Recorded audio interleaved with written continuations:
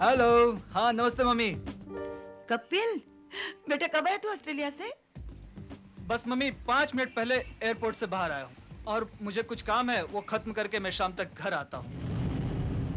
तू घर आ रहा है? बहू भी है तेरे साथ?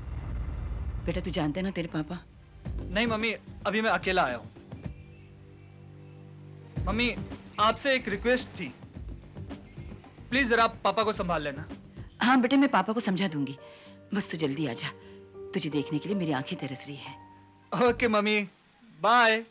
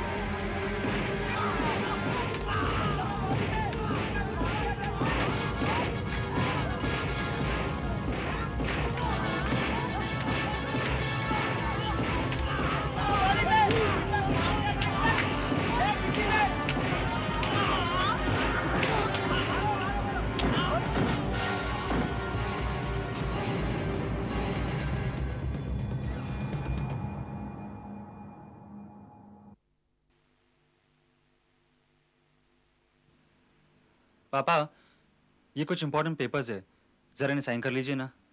तुमने सब ठीक से देख लिया है? जी। सुनिए, आप नाराज मत होइएगा, मैं आपको कुछ बताना चाहती हूँ। ऐसी क्या बात है? कपिल का फोन आया था। भैया का फोन? वो मुंबई आया हुआ है, हमसे मिलने आ रहा है।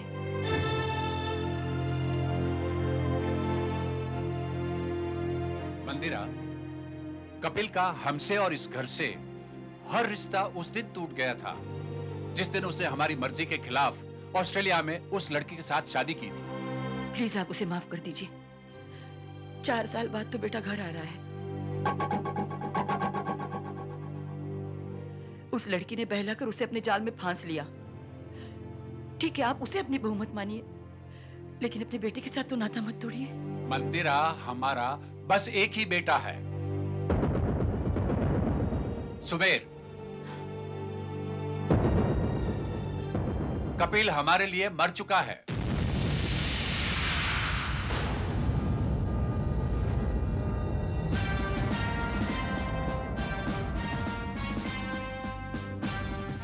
न जाने कब खत्म होगा हमारे देश से दंगे फसादों का सिलसिला। ये खून की होली, ये मौत का तांडव, कब तक हमारे देश की मासूम जनता अपनी जानें देती रहेंगी? श्रीवास्तव, मैं तो... सर ये रहा इसका पासपोर्ट। इसके घर वालों को खबर कर दो श्रीवास्तव।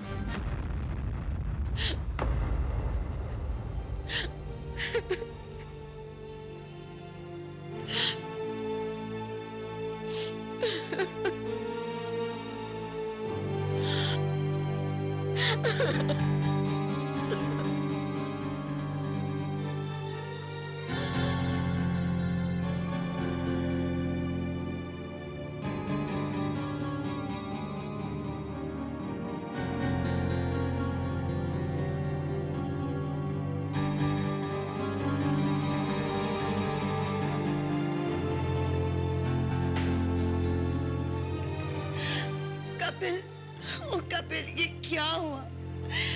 तुम तो सिर्फ कुछ दिनों के लिए इंडिया आए थे, ऑस्ट्रेलिया मुझे छोड़कर। पर तुम तो मुझे हमेशा अकेला छोड़कर चले गए। You can't do this to me, you can't. कौन हो तुम? मैं बरखा हूँ, कपिल की वाइफ, इस घर की बहू। हमारी कोई बहू नहीं है।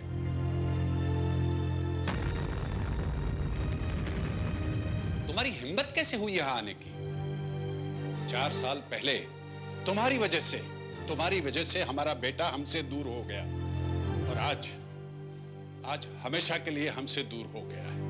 निकल जाओ यहां से।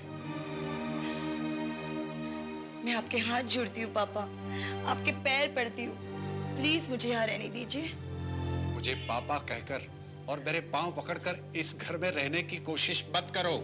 देखिए, हम आपके साथ ना तो कोई रिश्ता रखना चाहते थे और ना ही अब, और वैसे भी अब तो कोई सवाल ही नहीं उठता, इसलिए बेहतर यही होगा कि आप यहाँ से चले जाएं। चली जाऊंगी, मैं हमेशा के लिए यहाँ से चली जाऊंगी, लेकिन प्लीज मुझे कुछ दिनों के लिए यहाँ रहने की इजाजत तो दे दीजिए। अंतिम संस्कार से पहले मैं अपने पति का मुंह तक न देख सकी, कम से कम दूसरी रस्मों में तो शामिल तो होने दीजिए। ठीक है, 13वीं तक उसको यहां रहने दीजिए।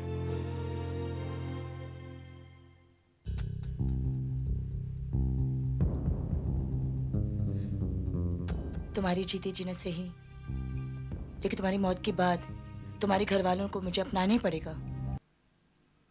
पापा, चाय पी ले। आपने बरका भाभी को, भाभी मत कहो उसे। ठीक है, आपने उन्हें इस घर में रहने की परमिशन तो दे दी है, लेकिन इस बात की क्या गारंटी है कि वही कपिल भाई की वाइफ है? देखिए ना तो हमने कभी उनकी शक्ल देखी है, शक्ल तो क्या, हमने उनकी तस्वीर तक नहीं देखी। सुमेर ठीक ही कह रहा है, ये बात तो हमने सोची ही नहीं थी।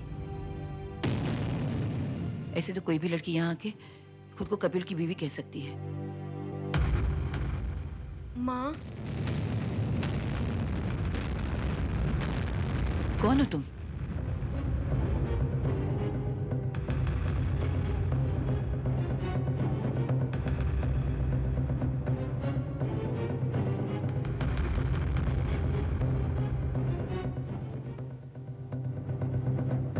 मैं आपकी बहू मम्मी जी। बहू? जी, मैं कपिल की पत्नी बरखा हूँ। कपिल भैया ने दोनों सिर्फ एक ही शादी की थी। मतलब? सच बताओ, कौन हो तुम? अगर कपिल की बीवी हो तो अब तक कहाँ थी? मैं सच कह रही हूँ, मैं ही आपकी बहू बरखा हूँ। मैं ऑस्ट्रेलिया में थी, कपिल अकेले इंडिया में चले आए। कल ही मुझे उनके मरने की खबर मिली, तो मैं पहली फ्लाइट पकड़कर यहाँ चली आई। कपिल मुझे अकेला छोड़कर चले गए, एकदम अकेला। अब मैं किसके सहारे जीऊंगी? बंद करो ये तमाशा।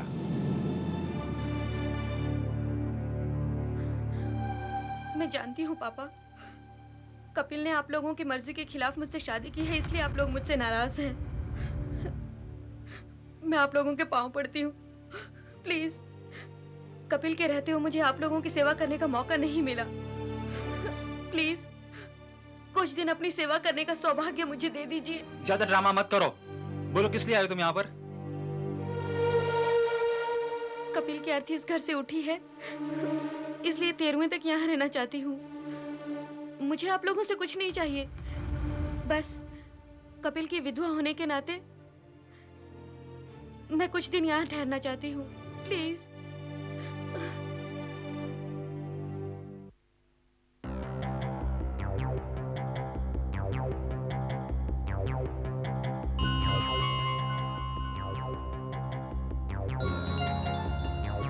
क्या बात है, मम्मी पापा परेशान लग रहे हैं। तुमसे 50 बार कहा कि तुम हमें मम्मी पापा कह के मत बुलाया करो।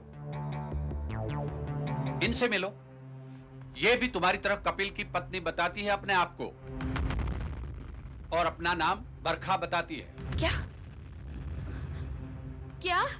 इन्हें भी यहाँ कपिल भैया की 13वीं तक रुकना है। ये क्या मजाक है? ये खुद को कपिल की बीवी कैसे कह सकती है? आप इसकी बातों में मत आइए, ये जरूर कोई फ्रॉड है और कपिल की बीवी बनकर इस घर में घुसने की कोशिश कर रही है। झूठी और फ्रॉड मैं नहीं, तुम हो। शर्म नहीं आती किसी गैर मर्द को अपना पति बताते हुए, और वो भी किसी मरे हुए आदमी को? बोलो, किस मकसद से आई हो तुम यहाँ? जबान संभाल के बात कर, मैं कपिल की बीवी हूँ। सीधी तरह से ऐसे चली जाओ, वरना मैं पुलिस को बुलाऊंगी और 2 मिनट में तेरी सारी असलियत सामने आ जाएगी। अगर तुम सच्ची हो तो बुला लो पुलिस को। इन लोगों ने मुझे शादी से पहले और शादी के बाद नहीं देखा। इस बात का नाजायज फायदा उठाना चाहती हो? मेरी जगह लेना चाहती हो तुम?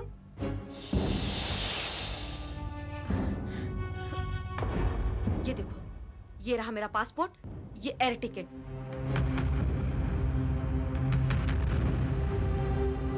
सीधा सिडनी से आ रही हूँ। आपके पास कोई सबूत है?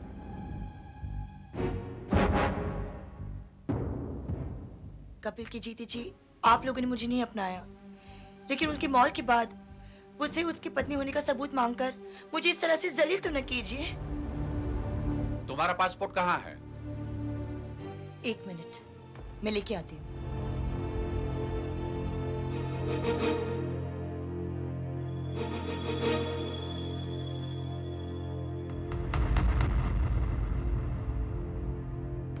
ये लीजिए मेरा पासपोर्ट।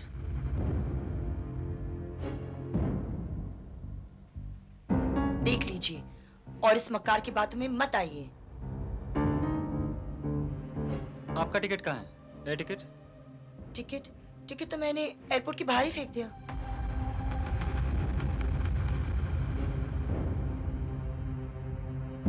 कितना झूठ बोलोगी तुम? ये जरूर आप लोगों की प्रॉपर्टी में से कपिल के हिस्से का दावा करने आई है, या कपिल की इंश्योरेंस पॉलिसी पे इसकी नजर है।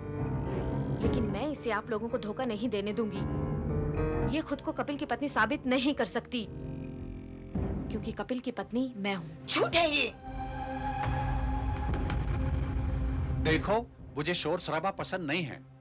मैं तुम दोनों को 48 घंटे की मोहलत देता हूँ। तुम दोनों में से जो सच्ची है वो अपनी सच्चाई का सबूत पेश करे, और जो झूठी है वो यहाँ से चुपचाप चली जाए, वरना मैं तुम दोनों को पुलिस के हवाले कर दूंगा। That's all.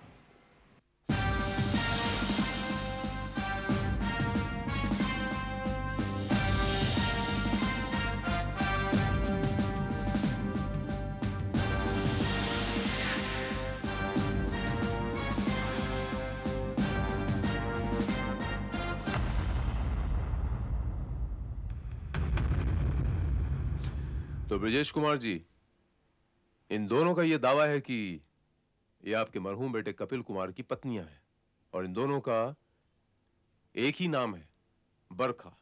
और आपका पूरा यकीन है कि आपके बेटे ने एक शादी की थी, 2 नहीं, और उस लड़की का भी नाम था बरखा। जी। ब्रजेश कुमार जी, आपके बेटे की शादी कितने साल पहले हुई थी? 4 साल पहले कपिल ऑस्ट्रेलिया में जॉब कर रहा था। उसने हमारी मर्जी के खिलाफ वहीं पर शादी कर ली। एक्चुअली हमें तो 1 महीने के बाद पता चला कि उसने शादी कर ली है। तो इसके माने ये हुए ब्रजेश कुमार जी कि आपने अपनी बहू की शक्ल शादी से पहले भी नहीं देखी, शादी के बाद भी नहीं देखी, और उसकी कोई फोटोग्राफ भी नहीं देखी। जी हाँ। मुझे तो ये दोनों ही झूठी लगती हैं।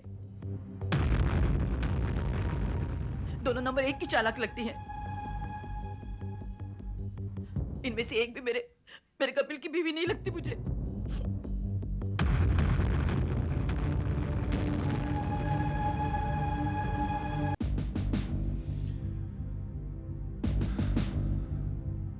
आप लोगों के पास क्या सबूत है कि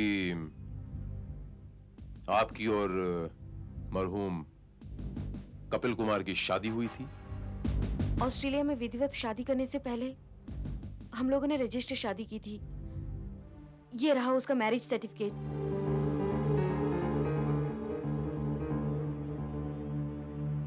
इंस्पेक्टर साहब, इसका सर्टिफिकेट तो नकली है, असली सर्टिफिकेट तो मेरे पास है। ये देखिए।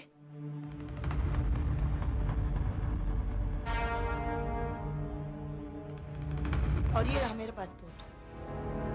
Very good.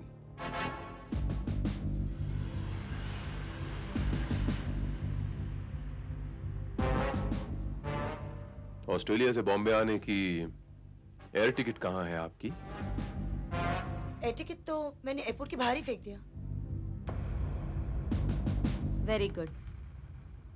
ये रहा मेरा एयर टिकट। Your passport? वो इंस्पेक्टर साहब, कल मेरे कमरे से चोरी हो गया और मुझे पूरा यकीन है कि इसी ने चुराया है, ताकि ये खुद शराब। इंस्पेक्टर साहब, इसने कल रात को मुझे गोली मारने की कोशिश की थी। वो तो वक्त पे मेरी आंख खुल गई, वरना। Just a moment. आपको पूरा यकीन है कि रात को जिसने आपको गोली मारने की कोशिश की वो यही थी? इनके हाथ में रिवॉल्वर थी, आपने अपनी आंखों से देखा? नहीं, वो तो मुझे खिड़की के बाहर सिर्फ एक साया और किसी का हाथ दिखाई दिया, पिस्तौल ताने हुए, सफेद दस्ताने पहने हुए। इंस्पेक्टर साहब, मैं इसे मारने की कोशिश क्यों करूंगी? और मेरे पास पिस्तौल नहीं है। आप मेरे सामान की तलाशी ले सकते हैं। आप मेरे सामान की भी तलाशी ले लीजिए। इसका पासपोर्ट मैंने नहीं चुराया। आपके माता पिता कहाँ हैं? माँ नहीं है, सिर्फ पिताजी हैं, औरंगाबाद में। स्टेट बैंक ऑफ इंडिया में ब्रांच मैनेजर हैं।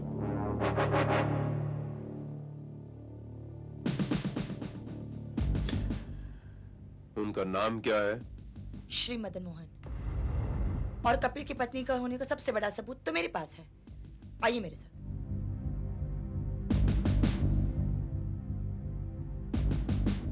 आइए।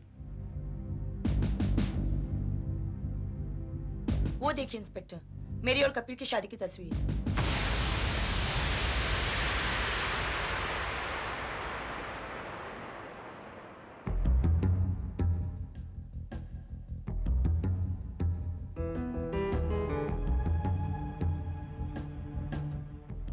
तो ये है आपका बेटा कपिल?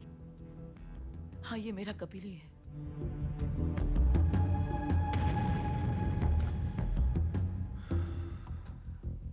वाह, पूरी तैयारी के साथ आई हैं आप। कॉमन सेंस की बात है इंस्पेक्टर। यहाँ मुझे कोई नहीं पहचानता है और कपिल भी इस दुनिया में नहीं रहे। मैं जानती थी कि मुझसे कपिल की पत्नी होने का सबूत मांगा जा सकता है, इसीलिए मैं तस्वीर अपने साथ ले आई। सच्चे इंसान को अपनी सच्चाई को यूं दुनिया को दिखाने के लिए तस्वीर को दीवार पर टांगने की जरूरत नहीं होती। ऐसा वही इंसान करता है जिसके मन में खोट होती है। इंस्पेक्टर साहब, मैं नहीं जानती ये झूठी तस्वीर कहां से और कैसे लेकर आई है।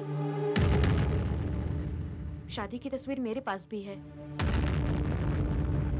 एक मिनट।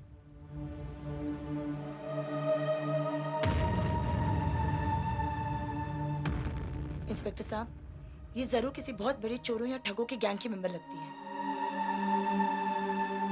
वो चाहे कितने भी सबूत पेश करे, लेकिन वो सारे सबूत झूठे हैं।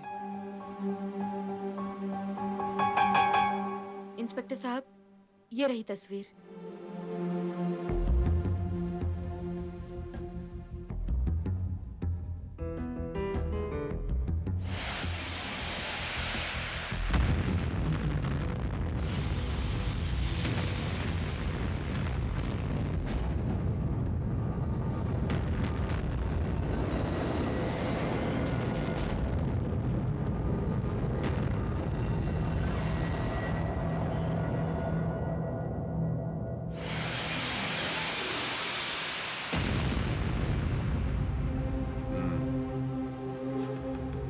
वैसे सबूत तो आप दोनों के पास ही हैं, लेकिन आप दोनों में से यकीनन एक फ्रॉड है। I am quite sure. मैं एक दिन की मोहलत देता हूं यहां से भागने की, लेकिन अगर कल तक आप दोनों में से जो भी फ्रॉड है नहीं भागी, तो फिर मैं पूरे सबूत और सुराग के साथ यहां पर आऊंगा और फिर मैं उसे छोड़ूंगा नहीं। यह तस्वीर और वो वाली तस्वीर मुझे अपने साथ ले जाने के लिए चाहिए, इफ यू डोंट माइंड।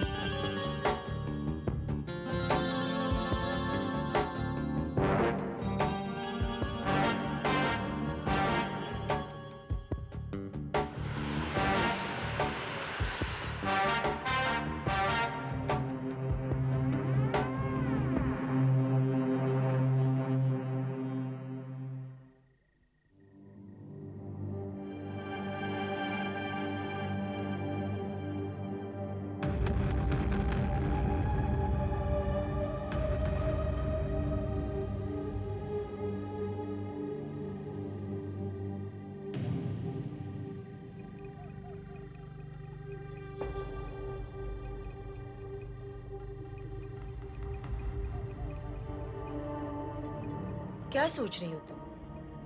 क्या काम है तुम्हें मुझसे? काम तो कुछ नहीं है, मैं तो सिर्फ तुम्हें ये बताने आई हूँ कि कल इंस्पेक्टर भारत सबके सामने तुम्हारी असलियत बता देगा। इस सोच से डरी हो तुम? इस सोच से मैं नहीं, तुम डरोगी।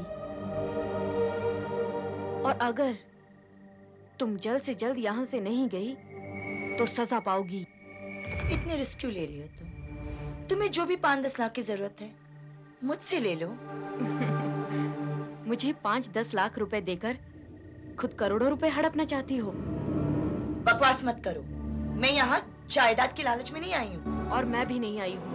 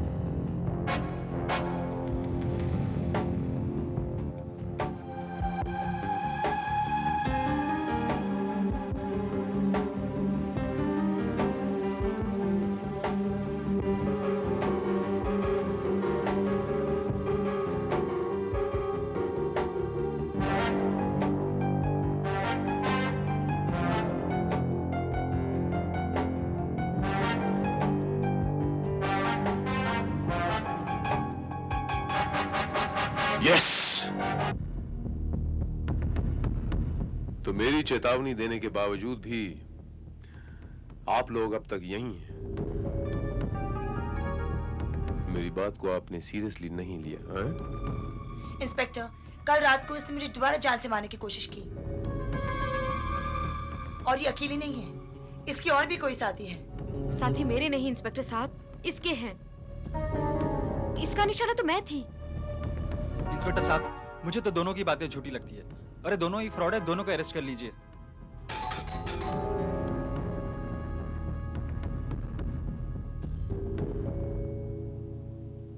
डैडी, अरे डैडी।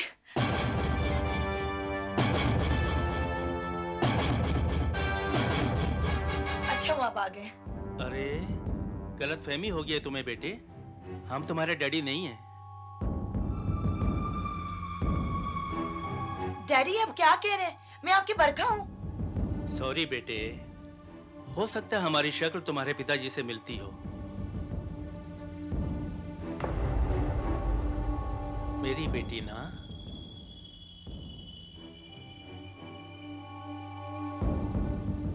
मेरी असली बेटी बरखा तो ये है डैडी। बेटी। डैडी, ये कोई धोखेबाज है, खुद को बरखा और कपिल की पत्नी बता रही है। क्या खुद को कपिल की वाइफ बता रही है? डैडी फॉर गॉड सेक, आप तो मेरे साथ ऐसा मत कीजिए, मैं पागल हो जाऊंगी।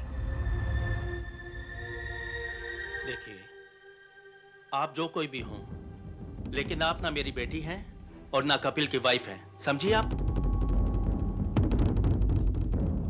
मैं मदन मोहन, बरखा का पिताजी, कपिल का ससुर। आप? मैं ब्रजेश कुमार, कपिल का पिता। नमस्ते समधी जी। देखिए तो सही, पहली दफा हम मिल रहे हैं ऐसे मौके पर।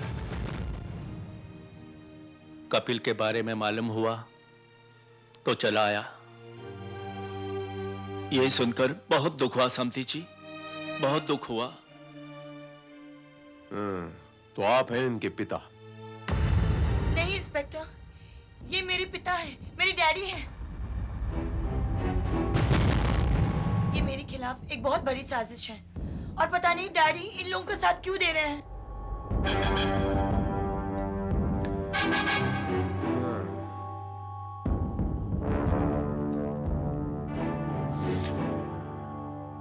भाई कमाल है, पहले आप एक ही इंसान को अपना पति बताती हैं और अभी आप एक ही इंसान को अपना पिता बताती हैं। आप दोनों के एक ही पिता? Very strange. इंस्पेक्टर साहब, ये लड़की मुझे पागल लगती है। इंस्पेक्टर, मैं आपको कैसे यकीन दिलाऊं कि मैं ही कपिल की पत्नी हूँ? मुझे तो यही लड़की फ्रॉड लगती है। इंस्पेक्टर साहब, गिरफ्तार कर लीजिए इसे आप।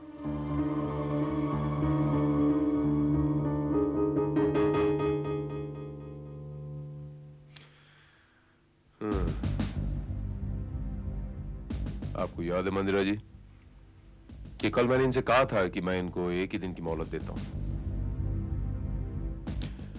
और वो मोहलत पूरी हुई मंदिरा जी। अब इन दोनों में से जो भी फ्रॉड है मैं उसे छोड़ूंगा नहीं। मुझे थोड़ा सा वक्त और चाहिए, मेरी तहकीकात के कुछ पहलू कुछ बाकी हैं, लेकिन जब तक मेरी तहकीकात पूरी नहीं हो जाती आप तीनों यहां से बाहर नहीं जाओगे। Excuse me.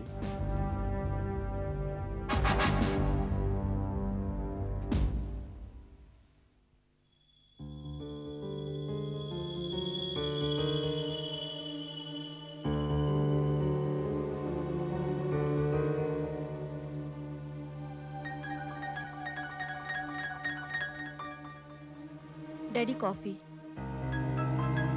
Thank you very much बेटी।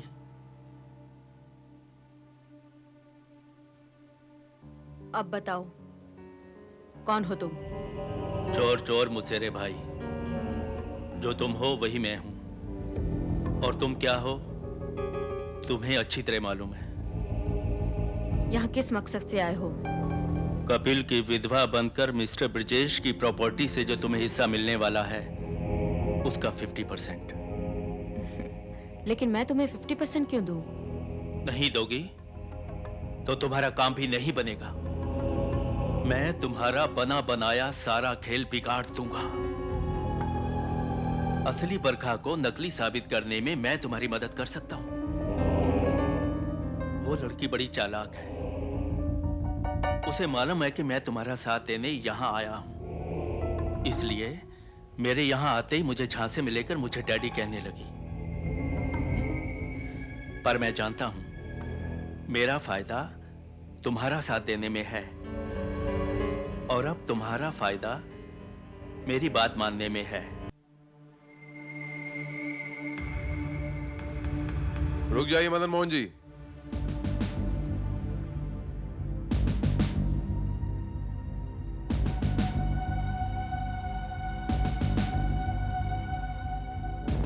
बस बस बस मदन मोहन जी, हमारा काम हो गया मदन मोहन जी। ये कितने हैं? 5 लाख रुपए।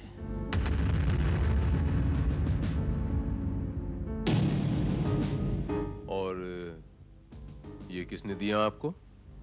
इन्होंने दिए हैं। नहीं,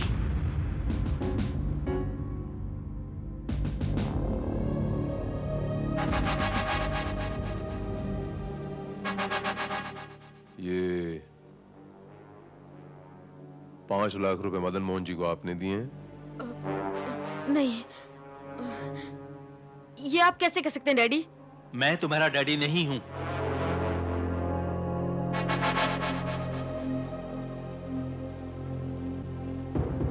मेरी बेटी तो ये है, प्यारी लाडली बेटी मेरी, समझी?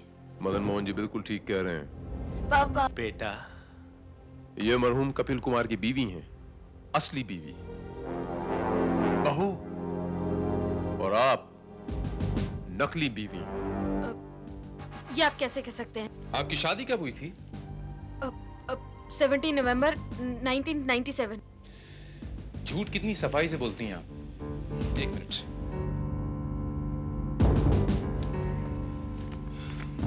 ये आपकी शादी की तस्वीर है ना? जी। ये तस्वीर नकली है।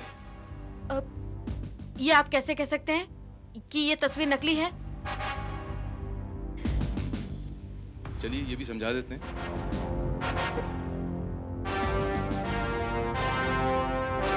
ये जो मुकुट आपने पहन रखा है, जो आपके ट्रेडिशन में होता है, इस मुकुट में जो कॉइन्स लगे हैं, ये बाकी के कॉइन्स,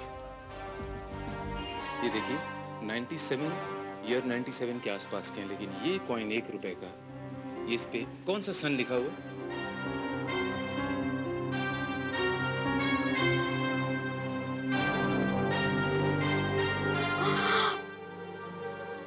दो 2000।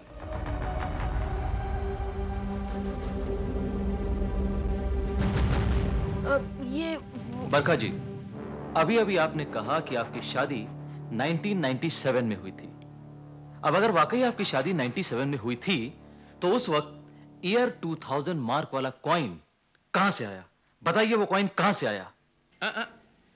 जवाब मैं दूंगा। ये फोटोग्राफ आपने बिल्कुल ताजा खिंचवाई हुई है। आपने क्या किया होगा मैं आपको बताता हूं।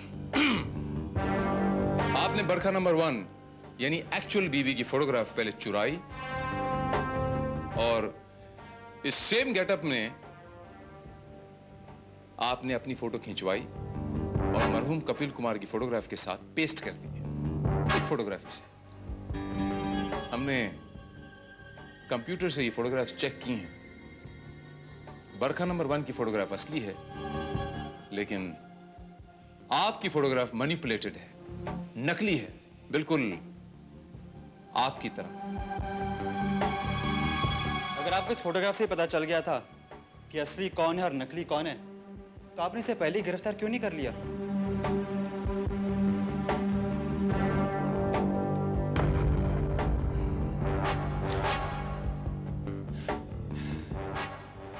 वो इसलिए सुमेर बाबू कि ये तो सिर्फ एक मोहरा है, किसी के इशारों पे नाचने वाली। वो वजीर की तलाश है मुझे जो इन्हें नचा रहा है। इंस्पेक्टर, इस बात सबका क्या मतलब है? ये लड़की खुद एक फ्रॉड है, इसे अरेस्ट कर लीजिए। अकेली इसे ही नहीं सुमेर बाबू, मुझे उन तक भी पहुंचना है जिनके इशारे पे इस लड़की ने ये सारा ड्रामा किया है। और इस काम के लिए हमने मदन मोहन जी का सहारा लिया।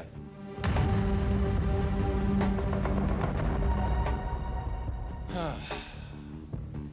और मदन मोहन जी के यहां आते ही नकली बरखा और उसे यहां लाने वाला शख्स अचानक बौखला गया और तभी उसने नकली बरखा को मदन मोहन जी को रास्ते से हटाने के लिए 5 लाख रुपए दिए। मैं ठीक कह रहा हूं ना नकली बरखा जी? पूरे 10 साल की लगेगी आपको। क्या इरादा है?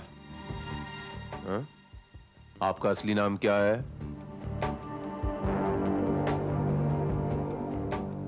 बरखा जी, मैंने आपसे पूछा कि आपका असली नाम क्या है। जवाब दो। प्रभा।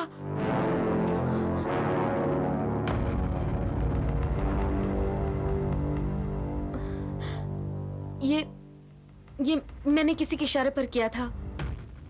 किसके इशारे पे? सुमेर। Number 1, number 2?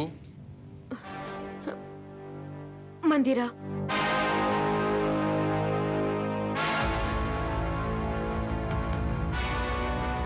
इंस्पेक्टर साहब, इन लोगों ने मुझे 50,000 रुपए दिए थे नकली बरखा बनने के लिए।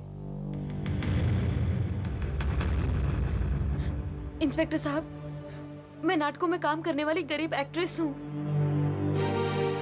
प्लीज मुझे गिरफ्तार मत कीजिए, मुझे माफ कर दीजिए। इंस्पेक्टर, ये लड़की झूठी है। अरे खुद पकड़ी गई है, इसलिए हमें फंसाने की कोशिश कर रही है। अरे अपनी सजा कम कराने के चक्कर में इल्जाम हम पे डाल रही है। Don't trust inspector, don't trust her. नहीं, मैं इस पे बिल्कुल ट्रस्ट नहीं करता। लेकिन आपको और आपकी माताश्री को मुजरिम साबित करने के लिए भी मेरे पास ठोस सबूत हैं। सबूत? कैसे सबूत? ये 5 लाख रुपए जो आपकी माताजी ने बरखा नंबर 2 को मदन मोहन जी को देने के लिए दिए थे, जो आपने आज सुबह बैंक से विड्रॉ किए। उन नोटों के सीरियल नंबर हमारे पास है और कल शाम को मदन मोहन जी ने मुझे बता दिया था कि आज सुबह बरखा नंबर 2 यानी नकली बीवी उन्हें 5 लाख रुपए देने वाली हैं। इसलिए हम आप पे वॉच रखे हुए थे। सुबेर, मंदिरा, ये सब क्या है? इंस्पेक्टर जो कहते हैं क्या सच है?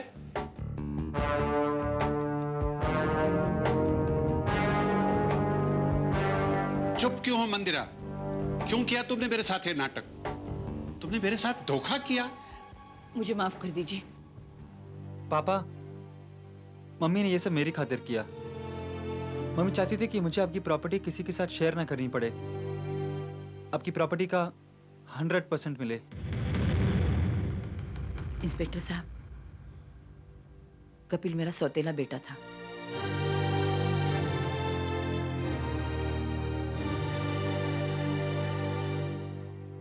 इनकी पहली पत्नी का बेटा।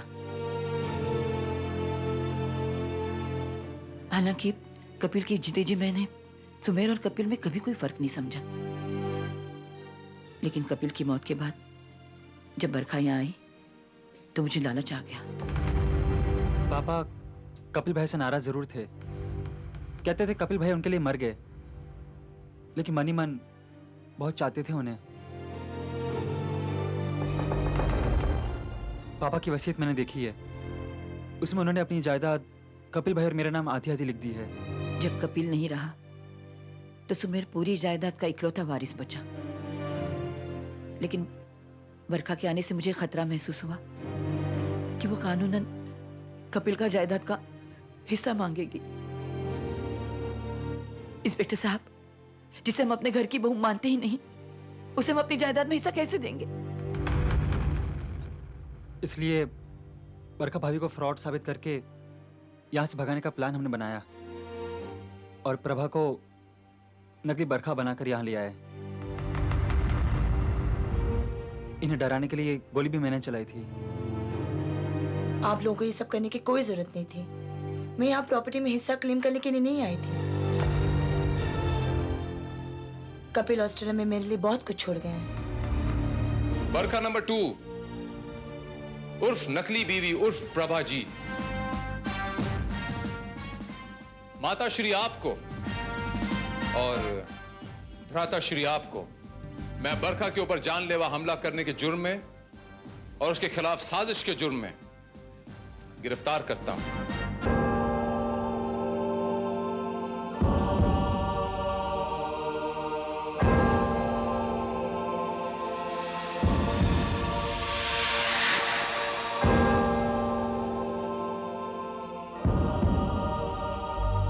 जो हुआ अच्छा नहीं हुआ। ओ अलमाइटी गॉड, परमपिता परमेश्वर, इसे क्षमा करना, क्षमा करना।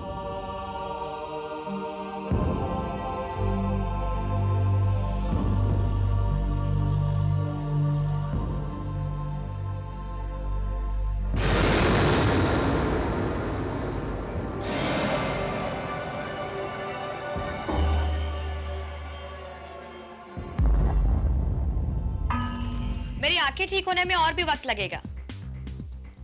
डॉक्टर ने कहा है मेरी आंखें ठीक होने में और भी वक्त लगेगा। जी क्या क्या कह रहे हैं आप? जी मुझे कुछ सुनाई नहीं दे रहा, मैं आपको बाद में फोन करती हूँ। ओके ओके ठीक है, बाय। फिर भी एरोबिक्स वही वॉल्यूम, इतना भी सेंस नहीं कि थोड़ी आवाज कम कर दी जाए। Shit.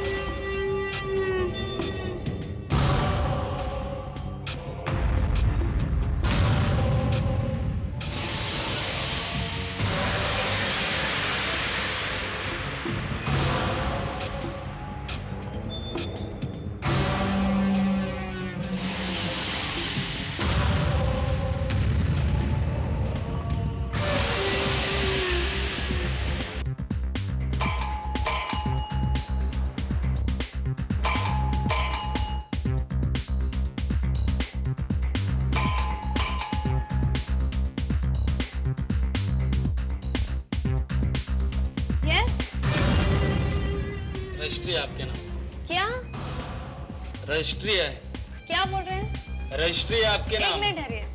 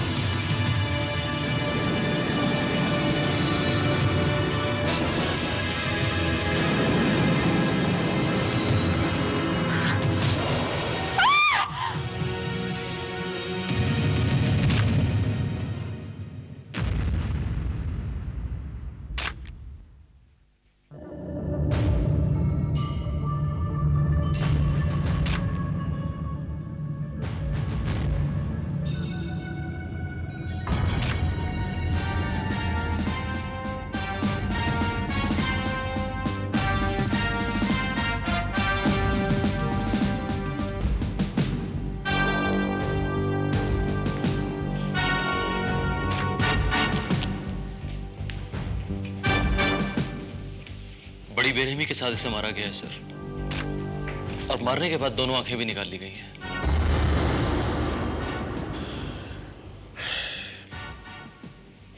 It's a very brutal murder Srivastava. लड़की के साथ कोई जबरदस्ती वगैरह? जी नहीं, इसके साथ कोई जबरदस्ती नहीं की गई है। It's a case of clear cut personal revenge Srivastava. But sir एक चीज समझ में नहीं आती, अगर पर्सनल रिवेंज वाली कोई चीज है तो इतनी बेरहमी के साथ इसे क्यों मारा गया? श्रीवास्तव, गले पे ये गहरा निशान इस बात का सबूत है कि इस लड़की को पहले गला घोंट कर मारा गया, उसके बाद इसकी दोनों आंखें निकाली गई। बट सर यहाँ तो कोई रस्सी वगैरह कुछ नजर आ नहीं रही है।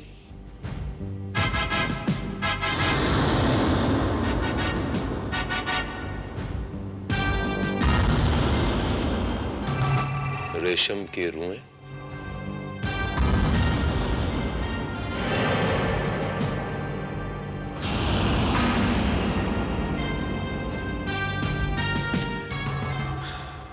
श्रीवास्तव, इस लड़की को रेशम की डोरी से गला घोंट कर मारा गया है। इसका मतलब तो ये हुआ कि वो यकीनन कत्ल के मकसद से ही यहाँ आया होगा। एग्जैक्टली श्रीवास्तव। इस लड़की से ताल्लुक रखने वाले हर शख्स का पता लगाओ श्रीवास्तव, शायद हमें उनसे कोई सुराग मिल जाए। Right sir. वैसे इस लाश को सबसे पहले किसने देखा था श्रीवास्तव? जी, नीचे के फ्लोर में फ्लैट नंबर 304 में रहने वाली ज्योति आहूजा ने। जी हाँ, मैं ही सबसे पहले लीना के पास पहुंची थी, मगर तब तक वो मर चुकी थी। आप उस वक्त लीना के पास क्यों गई? जरा तफसील से बताइए, डिटेल में बताइए मिस ज्योति। लीना अपने कमरे में एरोबिक्स की कैसेट लगाकर एक्सरसाइज कर रही थी। म्यूजिक बहुत तेज था, मेरे सर में दर्द बढ़ चुका था और मेरा गुस्सा भी। परेशान होकर मैं उसे समझाने के लिए उसके कमरे में गई थी। लीना के कमरे में और कुछ देखा आपने? जी। ये बताइए कि ऊपर आपने लीना के कमरे में क्या देखा? मैंने देखा कि एक आदमी उसके कमरे से बाहर निकला जो पोस्टमैन जैसी ड्रेस पहने हुए था। पोस्टमैन जैसी ड्रेस का मतलब क्या हुआ? पोस्टमैन नहीं था वो? जी, वो पोस्टमैन की वर्दी जरूर पहने हुए था, लेकिन पता नहीं क्यों मुझे ऐसे लगा कि वो आदमी पोस्टमैन नहीं हो सकता। बट फिर भी उसकी शक्ल आपने देखी होगी। जी, मैं अभी ठीक से देख नहीं सकती। दरअसल कुछ दिनों पहले ही मेरे आंखों का ऑपरेशन हुआ था, इसलिए अभी मुझे इस रोशनी की आदत नहीं है। हर चीज धुंधली नजर आती है। कमाल। एक तरफ तो आप ये कहती हैं कि आपको धुंधला दिखाई देता है, दूसरी तरफ आप ये दावा करती हैं कि लेना के कमरे से बाहर निकलने वाला आदमी पोस्टमैन नहीं था। इसकी वजह है मेरा एहसास। रोशनी तो आज मुझे मिली है, देखने की ताकत आज मुझे मिली है, मगर ये एहसास बचपन से मुझे आंखों का काम देता आया है। जब वो आदमी मेरे पास से गुजरा तो मेरे दिल में एक अजीब सा खटका हुआ, एक अजीब सा एहसास हुआ, और मैं जानती हूँ कि ये एहसास कभी गलत नहीं हो सकता। उस एहसास की भी तो कोई वजह होगी मिस ज्योति। जी, वजह तो है, मगर मैं उसे एक्सप्लेन नहीं कर सकती। एक बहुत ही अजीब सी बात है जिसे मैं शब्दों में बयान नहीं कर सकती। ऑलराइट मिस ज्योति, जो आपके ध्यान में आ जाए तब बता दीजिएगा। Take your own time. By the way, आपने कभी लीना से उसके दोस्तों के बारे में जानकारी हासिल करने की कोशिश की? माफ कीजिए, इस मामले में मैं बहुत रिजर्व किस्म की लड़की हूँ। Anyhow, thank you, Miss Jyoti. Thanks very much for your cooperation.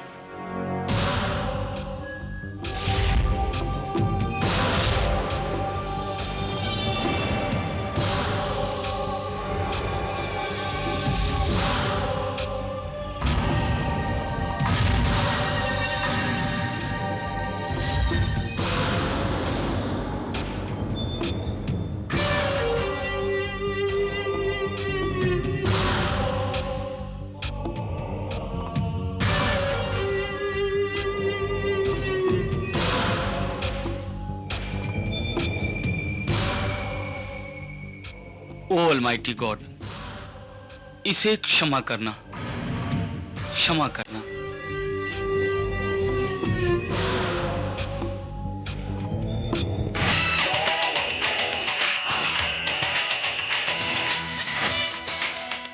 काफी देर हो गई है। वहां राजन मेरा इंतजार करता होगा, मैं उससे मिलकर आता हूं। तब तक तुम आराम करो। ठीक है।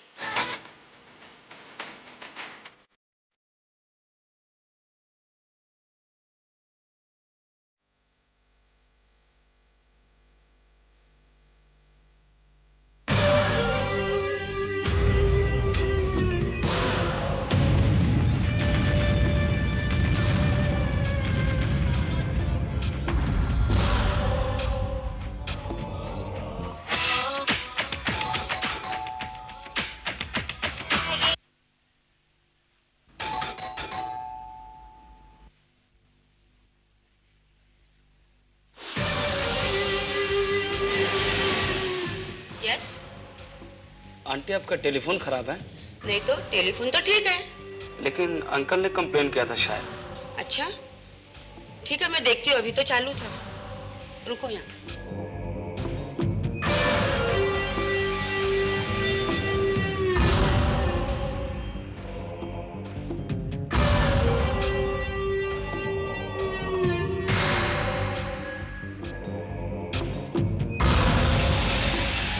हेलो,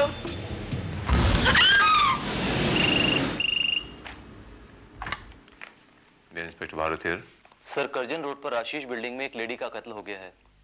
उसे बड़ी बेरहमी से कत्ल किया गया है। मैं वहीं स्पॉट से बोल रहा हूं सर। ठीक है श्रीवास्तव, मैं अभी पहुंचता हूं।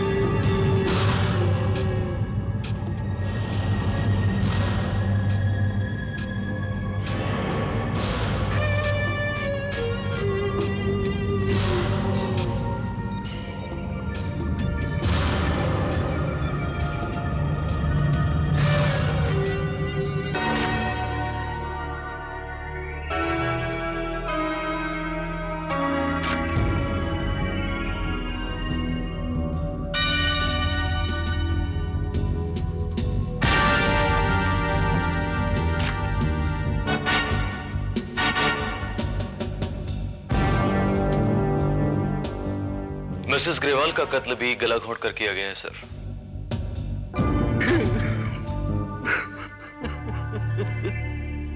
और मुझे ये उसी जुनूनी कातिल का काम लगता है, क्योंकि मारने के बाद इनका पेट चीरकर इनका कलेजा निकाल लिया गया है। दोनों कत्ल बिल्कुल एक ही तरीके से किए गए श्रीवास्तव। इसके मायने क्या हुए? कातिल एक ही है, लेकिन इस बार फर्क सिर्फ इतना है कि कातिल ने मकतूल की आंखों के बजाय उसका कलेजा निकाल लिया। आपका क्या ख्याल है सर? क्या इस औरत का कत्ल भी किसी पर्सनल दुश्मनी की वजह से किया गया है? मुझे ऐसा लगता है श्रीवास्तव जैसे मुझे अपना ख्याल अब बदलना पड़ेगा।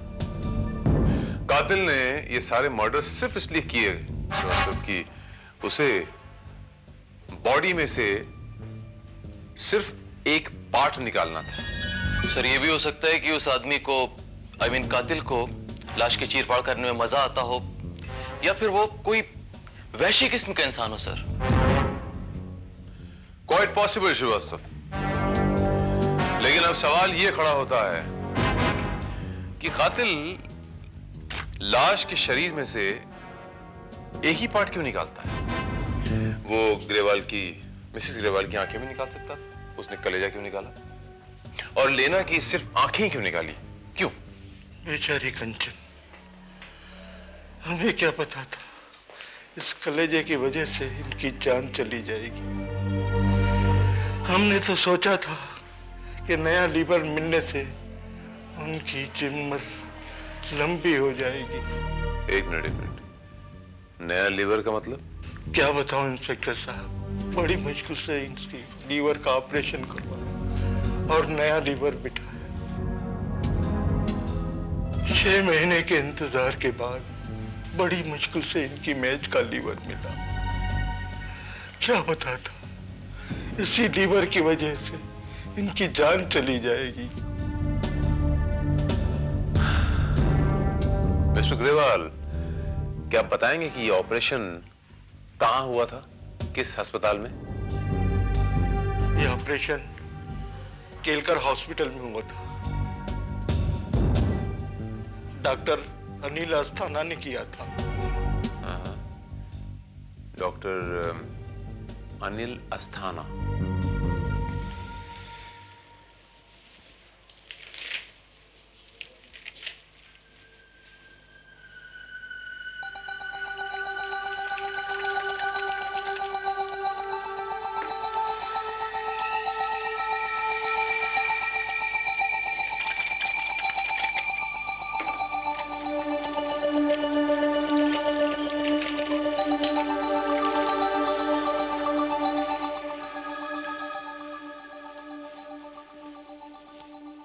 तो तुम्हें आंखों में काफी रिलीफ होगा ज्योति।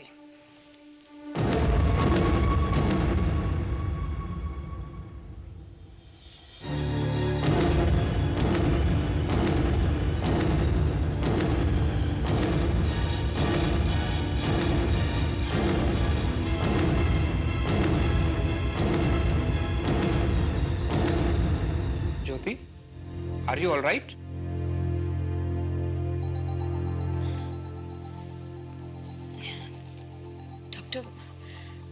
डॉक्टर, मुझे कहीं और जाना है, देर हो रही है। I am sorry.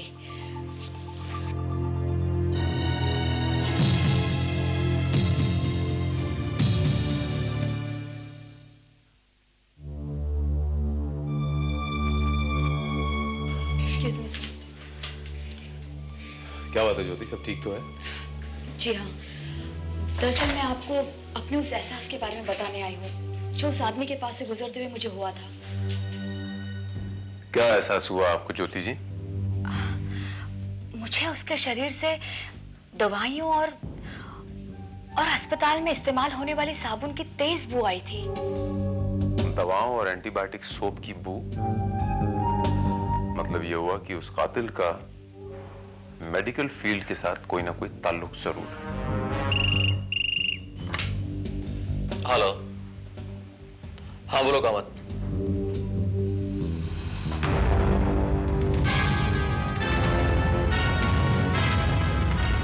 Oh no.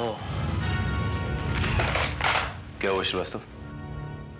एक और मर्डर सर।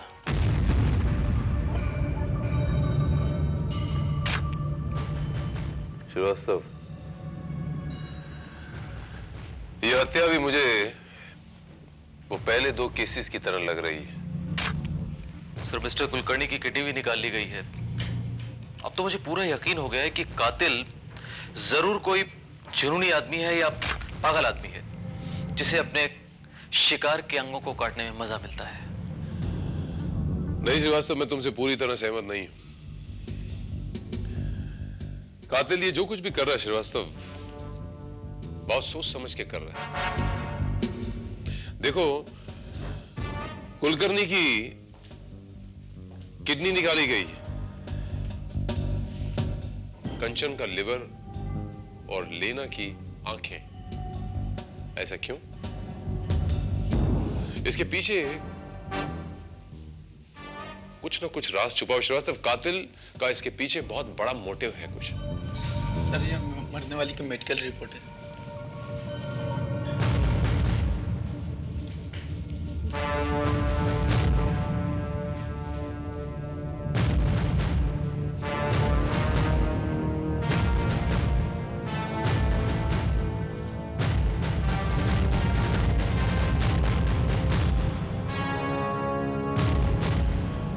मिस्टर कुलकर्णी का 2 दिन पहले केलकर हॉस्पिटल में किडनी ट्रांसप्लांट का ऑपरेशन हुआ है और ऑपरेशन करने वाले थे डॉक्टर अस्थाना।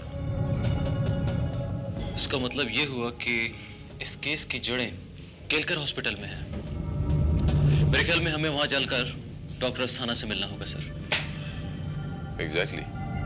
देखिए, मैं एक सर्जन हूं और कैडवर ट्रांसप्लांटेशन मेरे पेशे का हिस्सा है। वो तो ठीक है डॉक्टर, लेकिन आपको अजीब नहीं लगता कि पिछले 2 दिनों में 2 कत्ल हुए और दोनों को मिलाने वाली कड़ी एक ही है? उन दोनों का ट्रांसप्लांट आपने किया है और सनसनीखेज बात यह है कि जिन पार्ट्स का ट्रांसप्लांट आपने किया है, कातिल ने उन्हीं को हासिल करने के लिए उनका कत्ल कर दिया। हैरत में तो मैं भी हूं इंस्पेक्टर, और उससे भी ज्यादा अजीब बात यह है कि वो दोनों पार्ट जो ट्रांसप्लांट किए गए वो एक ही पर्सन ने डोनेट किए थे।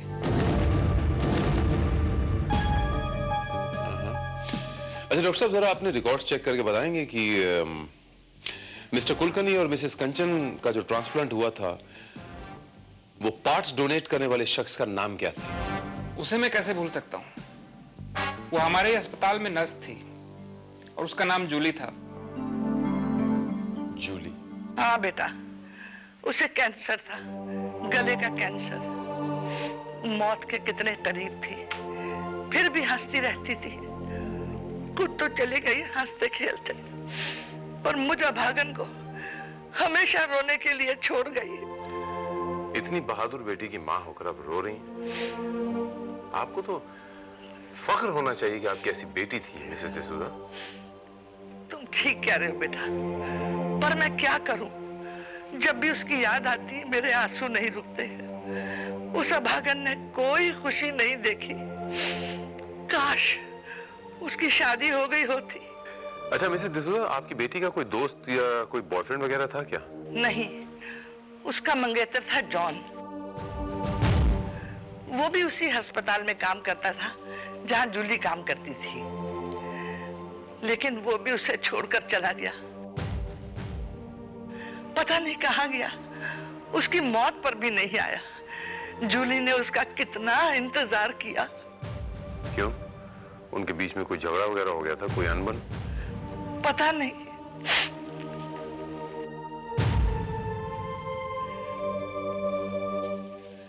वैसे वो लड़का बड़ा नेक और धार्मिक था। जरूर कोई मजबूरी हुई होगी, वरना वो जूली को बीमारी के बाद भी उतना ही प्यार करता था जितना पहले प्यार करता था। उनके बीच में कोई झगड़ा हुआ हो ऐसा लगता तो नहीं।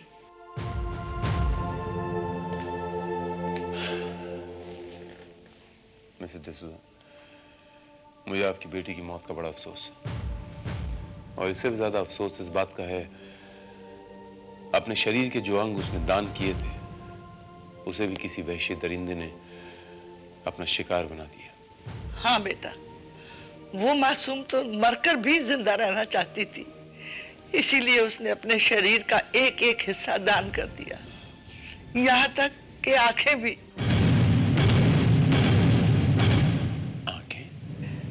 वो कहती थी मैं मर भी गई तो क्या, मेरी आंखें सारी दुनिया को देख तो सकेंगी ना।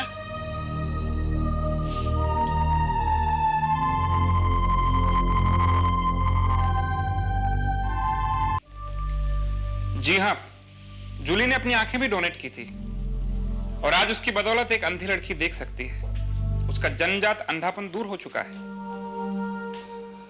हाँ डॉक्टर, ये जूली की आंखें किसी लीना को दी गई थी, क्यों, जो संगीता अपार्टमेंट में रहती है? लीना? हाँ, लीना गंजाल्विस, जिसे उस वहशी जुनूनी दरिंदे ने बड़ी बेदर्दी से पहले मारा, उसके बाद उसकी दोनों आंखें निकाल ली। नहीं इंस्पेक्टर, जहां तक मुझे याद है उसका नाम ज्योति है, ज्योति आहूजा। ज्योति आहूजा? ये वही लड़की है ना जो लीना गंजाल्विस के नीचे वाले फ्लैट में रहती है और जिसने सबसे पहले लाश देखी थी? Just a minute.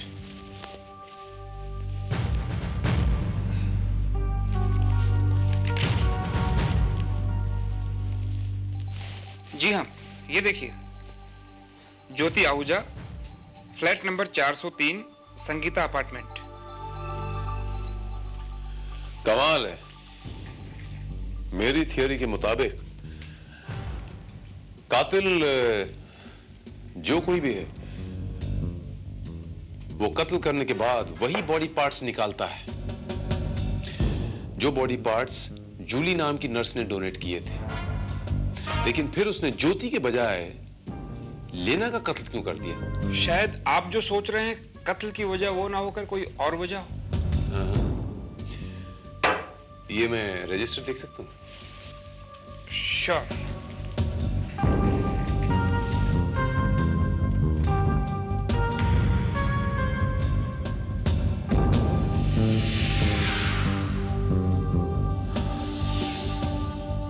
बात समझ में आ गई डॉक्टर साहब। ये देखिए, यहाँ ज्योति आहूजा का एड्रेस है फ्लैट नंबर 403 संगीता अपार्टमेंट, जबकि 403 में लीना गंजालेस रहती है, ज्योति 304 में रहती है। क्या मतलब? मतलब ये डॉक्टर साहब की इसी एड्रेस दो एड्रेस के चक्कर में कातिल गलतफहमी का शिकार हो गया। उसने ज्योति आहूजा के धोखे में लीना गंजालेस का कत्ल कर दिया, जो कि एक्चुअली 403 में रहती थी। ओह, यानी कातिल की गलतफहमी की वजह से बेचारी लीना गंजालेस मारी गई और ज्योति आहूजा की जान बच गई। लेकिन डॉक्टर साहब, हो सकता है कि कातिल को अपनी गलती का एहसास हो और वो ज्योति आहूजा पे अटैक करे। इसका मतलब ये हुआ कि ज्योति आहूजा की जान खतरे में।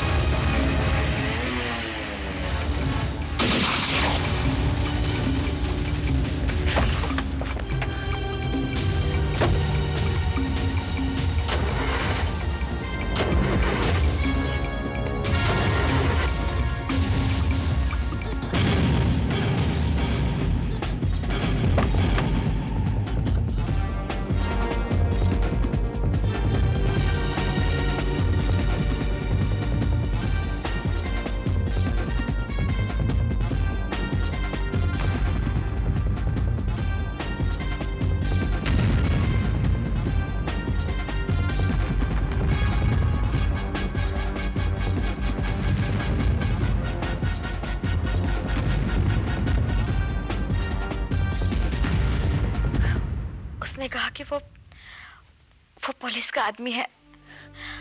आपने मेरी सिक्योरिटी के लिए उसको यहाँ पे भेजा है। जब तक मैं उसे पहचान पाती तब तक।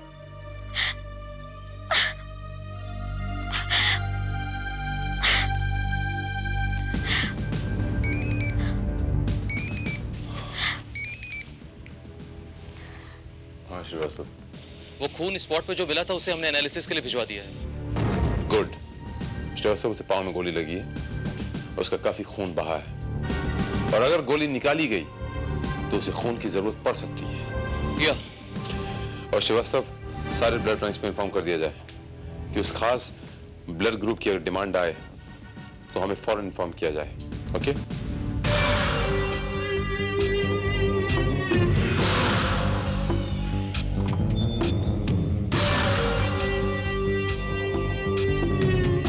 अरे जॉन, बहुत दिनों बाद दिखा, क्या हुआ?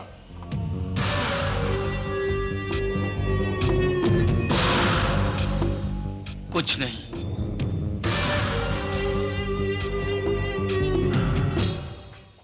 श्रीवास्तव, कातिल अपने आप को कितना ही होशियार क्यों न समझे, एक ना एक दिन उसे कानून के शिकंजे में आना ही पड़ता है।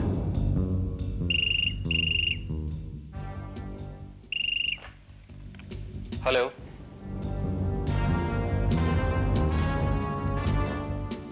ठीक है सर। केलकर हॉस्पिटल में जॉन नाम के एक पेशेंट के लिए BRH नेगेटिव ग्रुप का ब्लड मंगवाया गया है। ज्योति, एक तुम ही हो जिसने उस कातिल को देखा हुआ है। तुम्हें इसलिए साथ में लाए हैं, उस कातिल को पहचान पाओगी ना तुम? सर, मैं वादा तो नहीं करती, मगर मुझे लगता है शायद इस बार मैं उस कातिल को जरूर पहचान लूंगी। Alright. Excuse me, mister John नाम के एक पेशेंट हैं जिन्हें BRH नेगेटिव ब्लड की जरूरत है, वो कहाँ है? अंदर। Thank you doctor.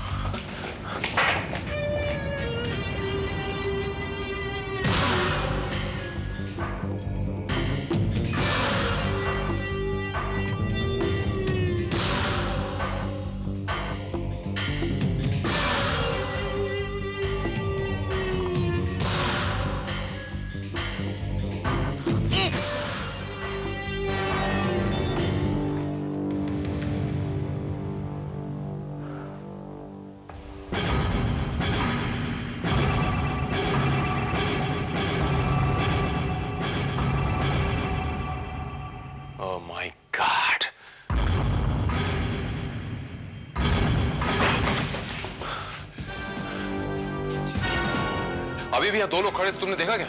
नहीं सर। श्रीवास्तव, अभी अभी तो यहीं थे, इतनी जल्दी वो हॉस्पिटल से बाहर नहीं गए होंगे। Okay, let's catch them, come on.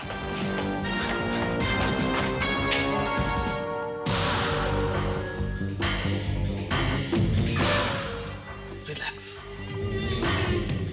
Relax. घबराओ मत लड़की, तुम्हें कोई तकलीफ नहीं होगी। मैं तुम्हें एक और इंजेक्शन दे दूंगा, फिर तुम्हें यह महसूस भी नहीं होगा कि तुम्हारी आंखें तुम्हारे खूबसूरत जिस्म से अलग हो गई। तुम आजाद हो जाओगी। मगर तुम मुझसे मेरी आंखें क्यों छीनना चाहते हो? तुम्हारी आंखें? ये तुम्हारी आंखें नहीं है, ये तो मेरी जूली की आंखें हैं। जूली? हाँ, जूली, मेरा प्यार, मेरा सब कुछ। मैंने उसे कितना समझाया, आधे अधूरे शरीर का अंतिम संस्कार करने से भला आत्मा को मुक्ति कैसे मिलेगी, लेकिन उसने मेरी एक भी नहीं सुनी। अपने जिस्म का एक एक हिस्सा उसने दान कर दिया, और अब मैं वो हिस्से जमा कर रहा हूं ताकि मैं अपनी जूली का अंतिम संस्कार कर सकूं, ताकि उसकी आत्मा भटकती न रहे। पागल हो गए हो तुम पागल हो गए हो। पागल मैं नहीं, पागल तो वो लोग हैं जो कुदरत में, नेचर में दखलंदाजी करते हैं, ईश्वर के मर्जी के खिलाफ मुर्दा जिस्म को जिंदा रखना चाहते हैं। पागल वो लोग हैं जो जो विज्ञान को धर्म से भी बड़ा समझते हैं, जबकि मैं जानता हूं धर्म से बड़ी कोई चीज नहीं है, कुछ भी नहीं। तुम्हारा दिमाग खराब हो गया है। धर्म के नाम पे तुम लोगों की जान नहीं ले सकते। तुम्हारा धर्म इस बात की इजाजत नहीं देता। हाँ, मैं जानता हूं मैं पापी हूं। अलमाइटी गॉड मुझे कभी माफ नहीं करेगा, जहन्नम की आग में जलाएगा मुझे। लेकिन मैं अपनी जूली की आत्मा की शांति के लिए कुछ भी कर सकता हूं। प्लीज कुछ भी। प्लीज मुझे छोड़ दो, मुझे छोड़ दो प्लीज।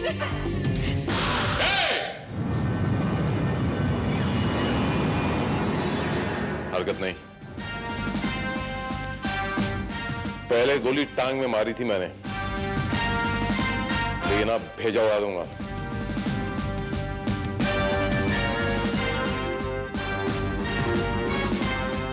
नहीं इंस्पेक्टर, ये अच्छा नहीं है। धर्म के मामले में दखल अंदाजी करना ठीक नहीं है। चुप!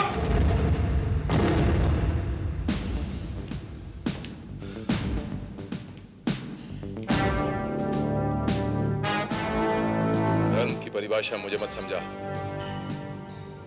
ज़हनी तौर से बीमार इंसान अपनी जहालत को धर्म का मुखौटा मत पहना। तुम क्या समझते हो किसी का कत्ल करके उसे चीर फाड़ करके उसके पार्ट्स निकाल के तुम अपनी गर्लफ्रेंड जूली की आत्मा को शांति दिलाओगे? तुम्हारे गुनाहों की वजह से तुम्हारी जूली की आत्मा भटकेगी, तुम्हें बद्दुआ देगी। वो तो मेरी जूली की आत्मा का हुआ है, जिसकी कराह आप लोग नहीं सिर्फ मैं सुन सकता हूं। सबसे पहले तो ये कि आत्मा कभी मरती नहीं, और दूसरे ये कि अगर तू ये समझता है कि तेरी जूली की आत्मा का खून हुआ है तो उसका जिम्मेदार तू खुद है। जो लोग दूसरों को जिंदगी देते हैं वो कभी मरा नहीं करते, अमर हो जाते हैं, जैसी तुम्हारी जूली हुई है। वो आज भी ज्योति की आंखों में जिंदा है। जीते जी तो किसी की मदद करना बहुत आसान है, लेकिन मरने के बाद किसी की मदद करना बहुत मुश्किल है। यही सबसे बड़ा धर्म है और यही सबसे बड़ा मजहब है।